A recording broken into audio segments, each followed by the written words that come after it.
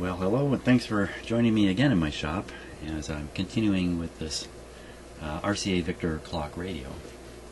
And funny story here behind this radio, and I can tell it in a minute while I wait for my soldering iron to heat up. Because of my own, because I missed observing a particular resistor when I was looking this set over, I got confused about what resistor was what, coupled with a circuit diagram that doesn't exactly match the radio. I put that stuff together and I drew some false conclusions, went ahead and made some changes to the radio. Didn't perceive even at that point that I was really doing the wrong thing, and only because of one of my smart viewers was I clued into the fact that maybe I was off in the wrong direction.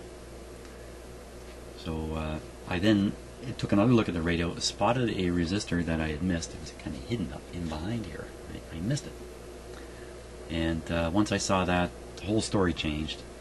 So since then I've corrected my errors, and the radio is in better operating condition now than it was. Now, to be more specific, the cathode resistor on the output tube had gone high. It's supposed to be 220.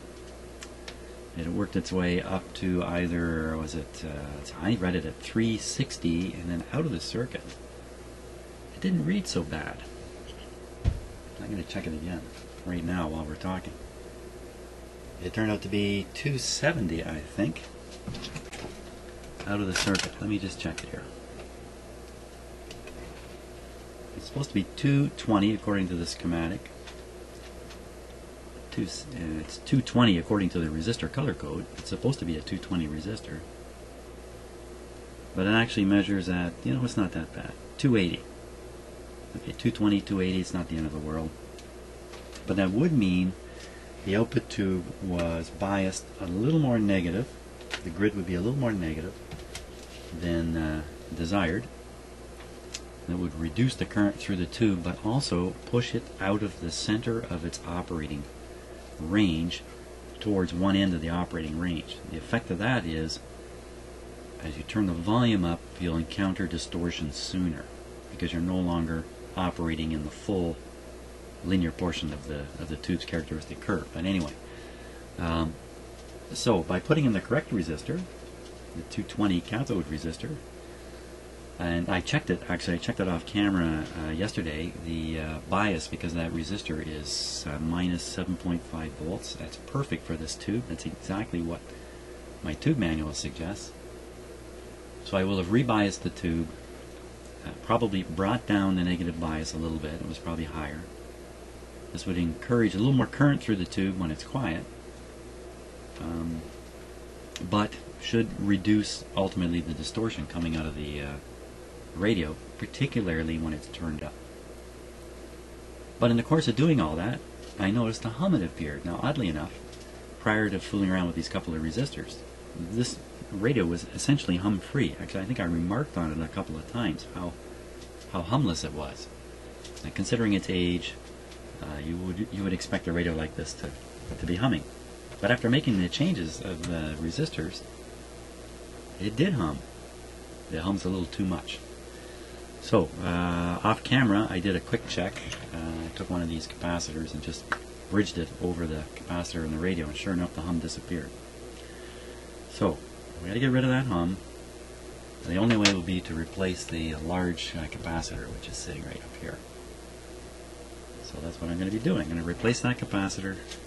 When that's done, this radio should be working really, really well.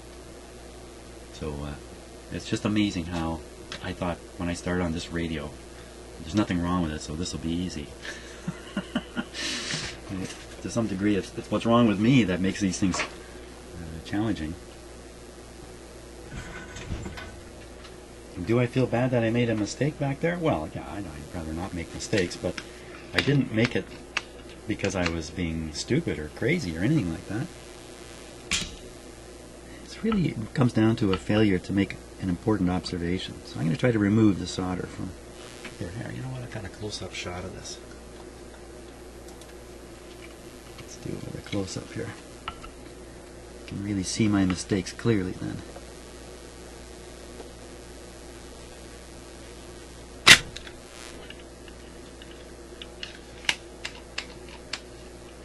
And there's other ways to remove solder than using a solder sucker like this, but this is what I got.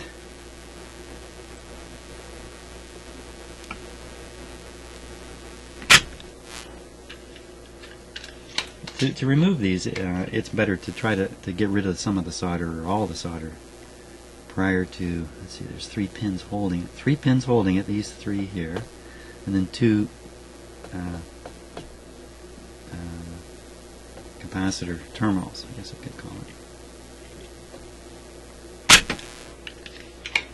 Very good. I'll try and remove it right from the terminals too. It should be, wait a sec, did I get that right? 1, 2, 3. Yeah, this one doesn't look like it's soldered very well to begin with.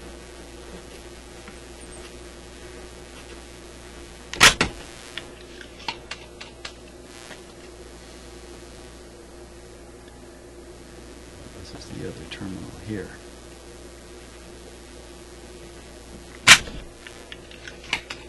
Okay. Now we'll see if we can, just by flexing it here, see if any of those terminals have come loose at all. Doesn't look like it. Okay, so we'll start with one. We'll start with this one here. Just heat it up. Let's see if we can. I kind of got to get 3 or 4 of these going at once. I'm not sure how I'm going to do that. Oh, there we go. So now you can see a couple of them moving. This one and this one. Okay, so now we just got to loosen up the rest.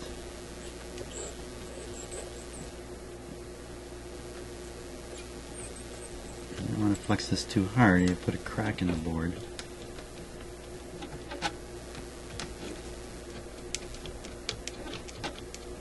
You can also pull the oh look, I think they might have twisted this one, the little tab there. Okay, so they twisted the tab. I'm gonna have to untwist it to get it out.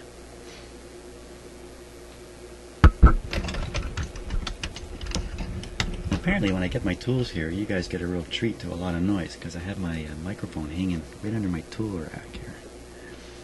So I'm trying to be conscious of that. But because I'm not able to monitor my own audio while I'm talking, let's put this, I haven't put enough effort into it. Looks like these will all pull out. Just this one seems to be twisted. Let's heat them up. Everybody out now. Everybody out.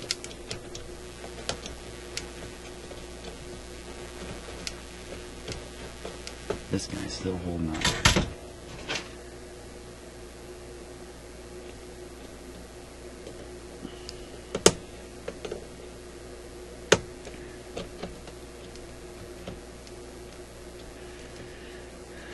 Just a little blob of solder there. I think that's holding it.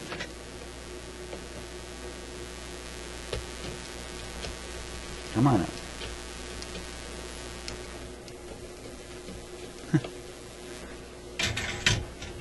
Get a closer look at it, because I cannot tell what is going on here. And rather than continue to flex things like crazy, I'll take a closer look. And I'll be able to devise a better approach here.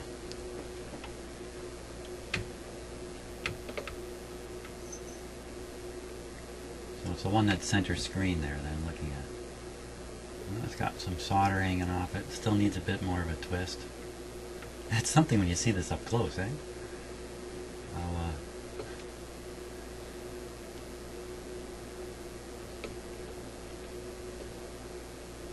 Yeah, it's just too much solder on it and a little bit of a twist. So I think if I just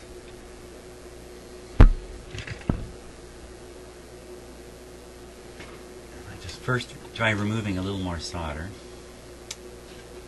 and then second I'll give it a little bit of a twist. I think it'll literally fall out.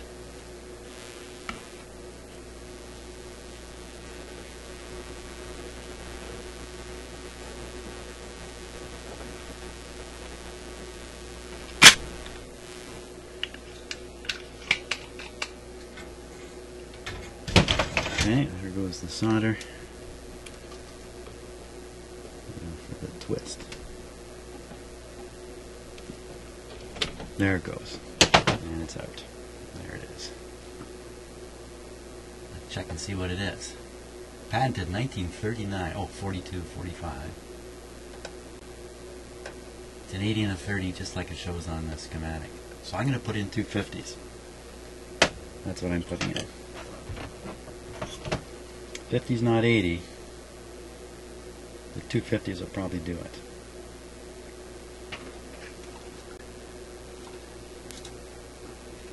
Now, people who are into restoring these radios and want to maintain their original look will figure out a way to get the new capacitors inside the old can. And but I'm not doing that kind of stuff. So I take these two capacitors, join the negative terminal,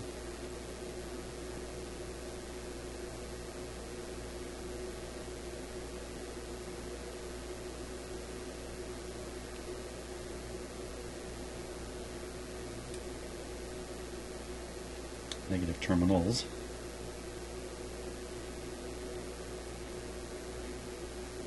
Okay. And we'll pick a grounded hole to shove those negative terminals back through. Since I've removed the solder, it's pretty easy. There we go. Set that down like that. And now we'll shove the positive through the two, this one here, I think is right there. Okay, and the other one, got to come through this hole over here.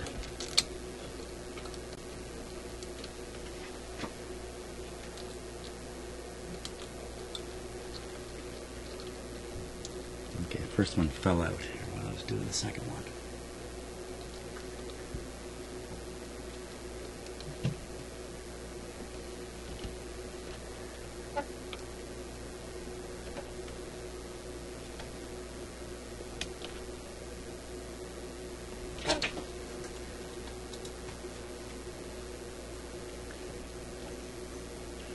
Okay, so I got one here, one there. So that's the ground. That's one positive, that's the other positive, and these two open holes here, they were just there to provide support for the big metal capacitor. Good, solder that on.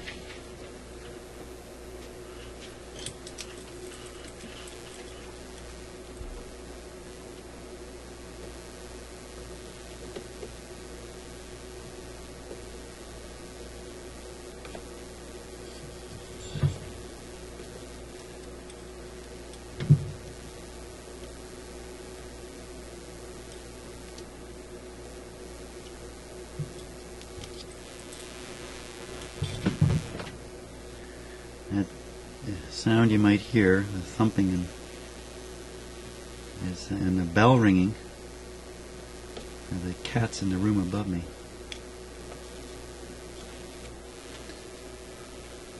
Okay, I think that's okay. Let's take a close look. Let the truth be known.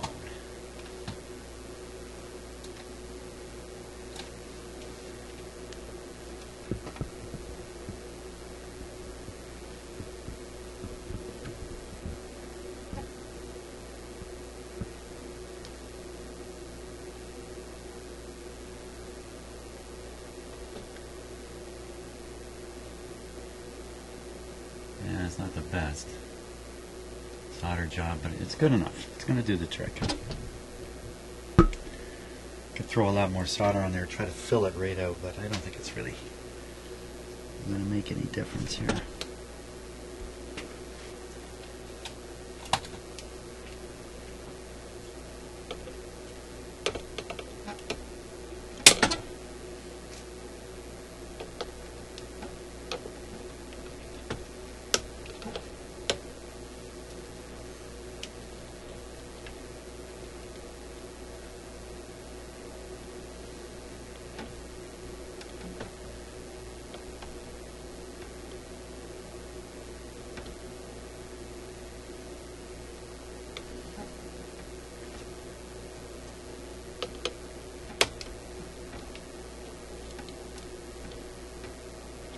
Okay,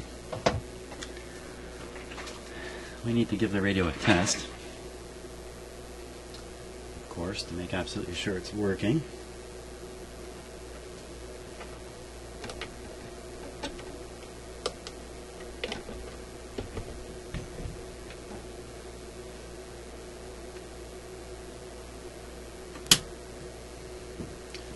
Quick safety check.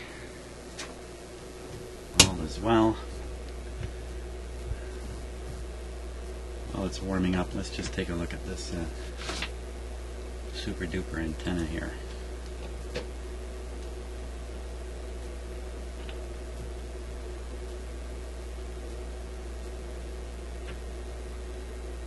So I'm pretty sure that's a carbon rod in there.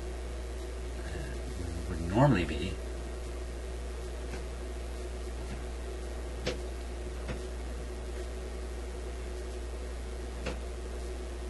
The reason I'm looking this over closely is because the radio's reception wasn't the greatest. I'm kind of wondering about the antenna.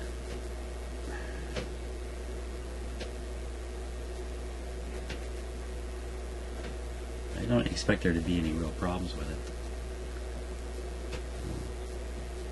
I think it's all. It is what it is. I think, you know, this is not some military grade radio. This is a very inexpensive radio. Hey, you know, this radio's on and I don't hear a thing. Isn't that good? So let's hear something out of it. Look at that. Okay, so the hum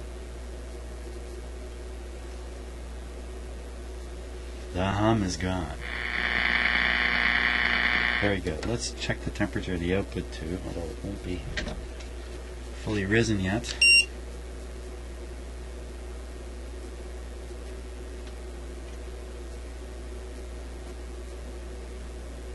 Interesting.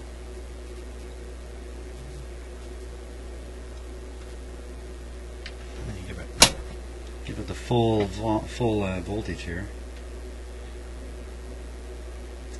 By that I mean I turn the power completely on to the radio, so it's not restricted anymore. I'm going to let it run for a couple minutes, see how hot this tube gets, because the readings I'm getting right now are significantly lower than they were. It's reading 120.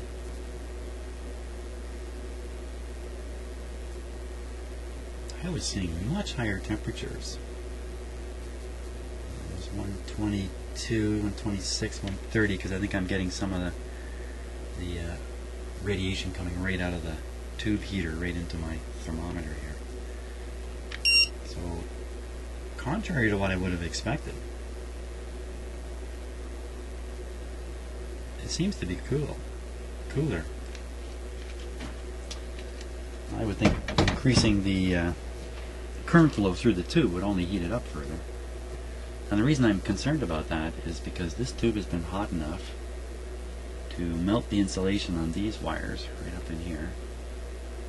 And also we have that cabinet damaged, the mysterious melting of the cabinet, which also suggests way too much heat coming out of this part of the radio here, which is the output tube and the rectifier tube. Both of them usually run fairly hot. And that's why they're bigger tubes. They're taller, bigger tubes to give them more range to throw the heat off.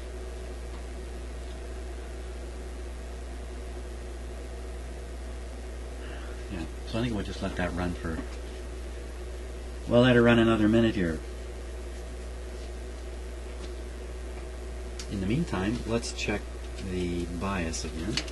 I never did that on camera, but I'll do it now.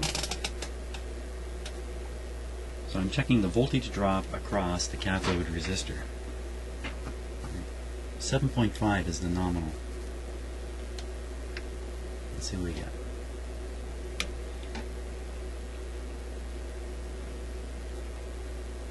We're getting just under that, 7 volts.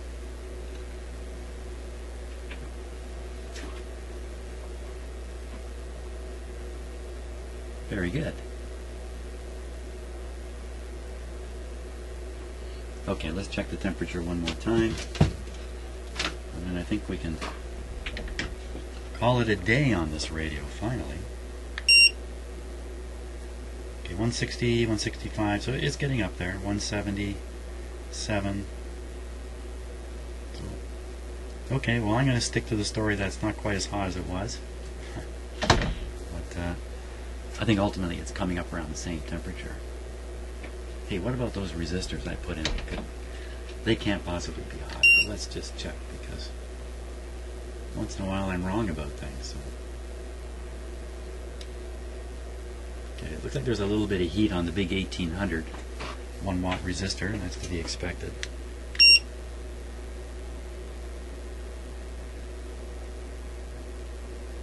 The cathode resistor seems pretty warm too, up around 50. 50, you know, that's the number I'm getting on the back of my meter. There it is right there, 50. This is not perfectly accurate way to measure anything, because when you shine it on a, when you aim it on, let's say, a resistor, it's still seeing past the resistor. It's still averaging everything that it sees in its range. So, but it's a lot better than touching it with your finger, I'll tell you that. Okay, I think this radio passes. Let me put it back together. We'll check it out one last time once it's back together. Okay, so it's all back together now. Let's check this guy out. So apply power. That's full power. You can see the second hand is turning on the clock. Okay, we'll now turn it on. It's on.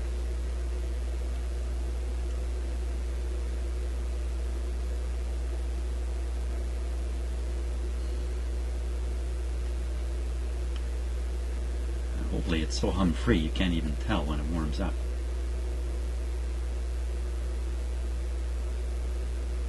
And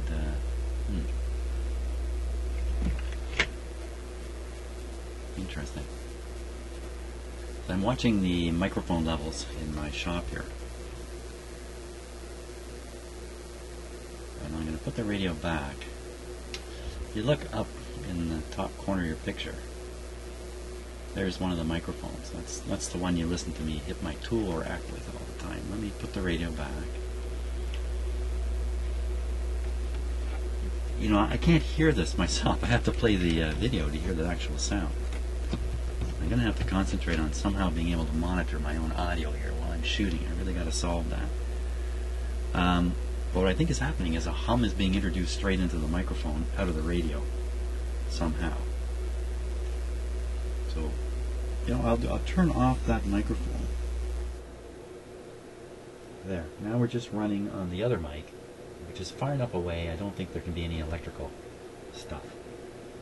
With my own ears, I guarantee you, there was no hum coming out of this radio. In fact, you wouldn't even know it's on right now. Beautiful. Let's turn it up. Oh, it is on. Good.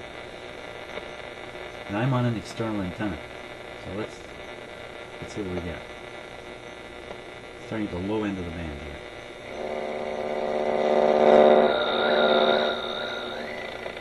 Sweet, gentler air, the soft curves and gentle glow of the cushion cut is flattering, feminine, and elegant. It is the perfect shape that will stand the test of time for you. From the Netherlands, Canada. Calcium needs change with age. Calcium's role in cardio... Sounds like something right off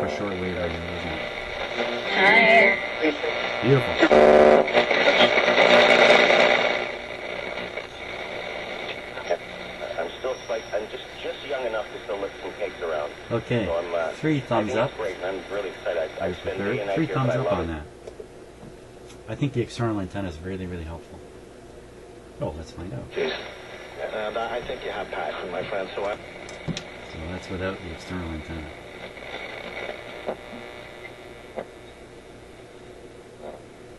Yeah, not much to it, eh? So, anyway, it's working good.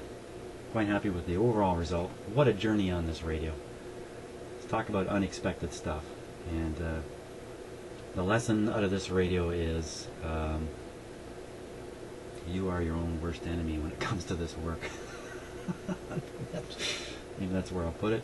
And another lesson is, if you do this stuff in complete isolation, and I'm not, because I'm videoing it and sticking out into the public, but chances are you're going to make mistakes along the way, and you're never going to realize the mistake you made. And you know what? You could go away patting yourself on the back for a job well done, when in fact it wasn't. So I hope I hadn't done that too many times. But after all, I'm just a people, and I have my limitations like everybody. So, but in any case, this radio is finally done. And hey, wasn't that easy? Now, let's get back to this guy here. See you later.